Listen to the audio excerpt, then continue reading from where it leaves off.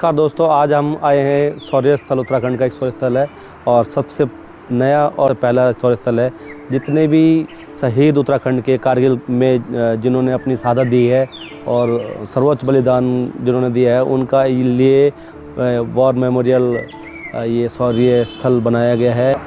सबसे पहले चल के आप जैसे गेट पे आते हैं, आपको एक दिखता है, एक प्रतिमा दिखती है जो कि सैनिकों की है। अननोन गनमैन सैनिक जो हमको अज्ञात सैनिक हो सकते हैं, वो कोई भी हो सकते हैं, चाहे हमारे फ़ौज के सिपाही हो गए या फिर जो कि बॉर्डर पे कोई भी लड़ाई करता है, तो उनके लिए एक स्टैचू दिया गया है उनको सम्मानित करने के लिए। अभी हम आगे हैं, यहाँ पे जितने भी शहादत हुई है जिन सैनिकों की, वीर जवानों की, सबके अलग अलग रेजिमेंट्स के हिसाब से उनके नाम दिए गए हैं।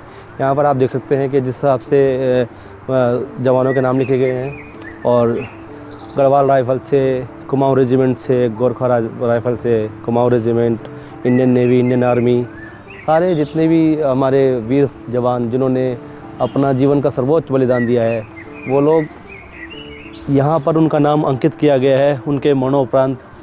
और ये बहुत अच्छी चीज़ है।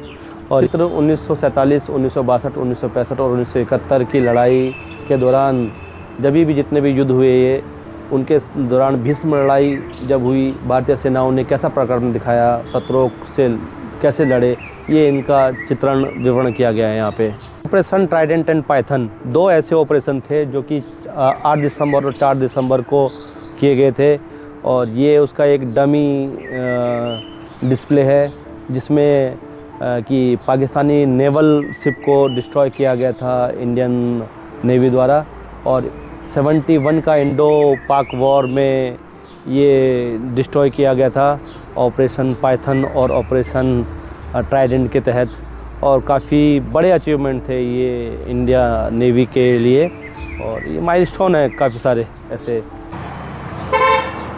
सेमी ऑटोमेटिक गन है ये, इसको लोड करके और एम पे फायर किया जाता था। ये मैनुअल काम किया जाते हैं, कम से कम 2 से 3 लोग इसको चलाने के लिए लगते थे, सोल्जर। और ऐसी 2 मशीनें यहाँ पे इंस्टॉल करी गई है 18 दिसंबर 2020 को।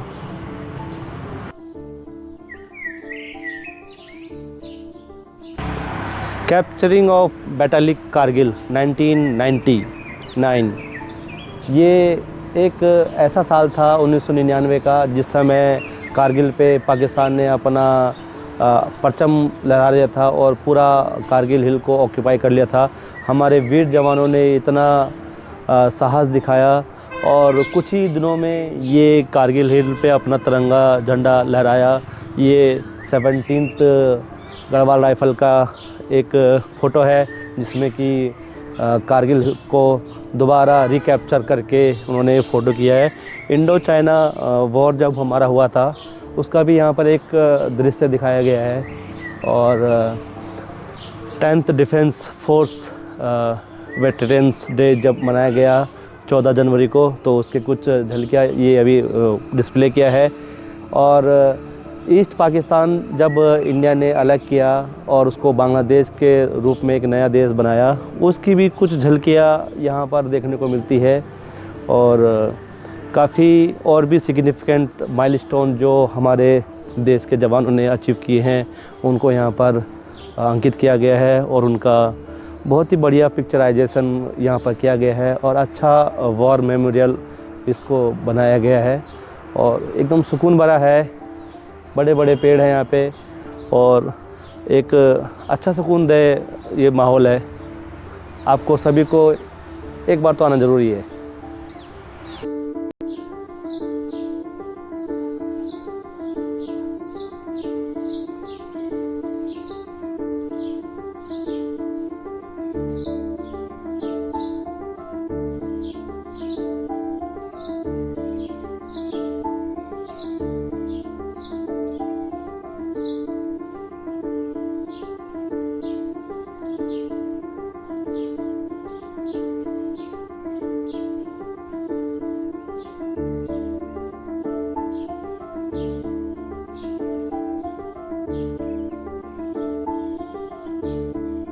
मत भूलो सीमा पर वीरों ने है प्राण गंवाए, कुछ याद उन्हें भी कर लो जो लौट के घर ना आए।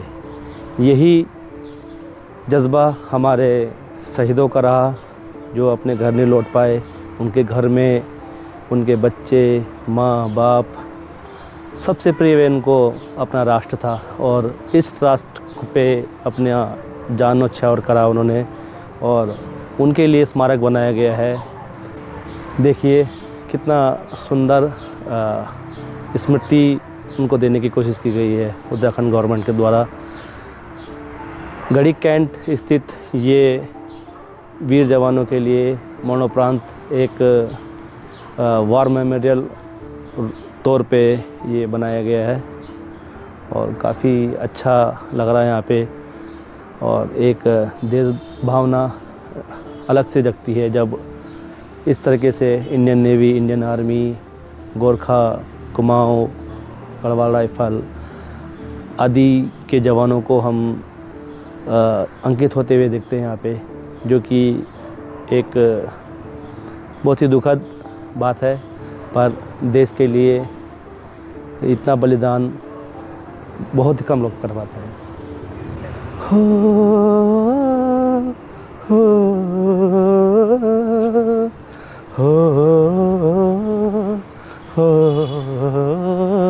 संदेश से आते हैं, हमें तड़पाते हैं, वो चिट्ठी आती है, वो पूछे जाती है कि घर कब आओगे, लिखो कब आओगे, लिखो कब आओगे, कि तुम बिन ये घर सूना सूना है।